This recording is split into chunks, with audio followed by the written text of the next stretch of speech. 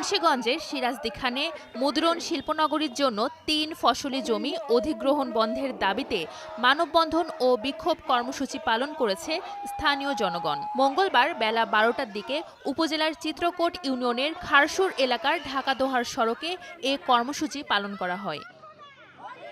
শতাধিক নারী পুরুষের অংশগ্রহণে এই মানববন্ধন কর্মসূচি পালন করে। এ সময় পরিবেশ ও কৃষি জমি রক্ষায় বিভিন্ন স্লোগান দেন জমির মালিক ও বিক্ষোভকারীরা। সবাই এখানে জমির মালিকরা আসে, আমাদের উপর জোর জবরদস্তি করে এই অধিগ্রহণ চলতেছে। বাপদাদার পূর্বকালের সম্পদ বুঝছেন, এখন আমাদের যদি এই সম্পদ যদি সরকার যদি নেওয়া যায় আমরা কিভাবে চলবে? গিরিনগর, খারখোলা, মরিচা, বেনুখালীর গ্রামগুলোর অন্তত ৫০০ পরিবারের ২০০ একর ৩ ফসলি জমি রয়েছে।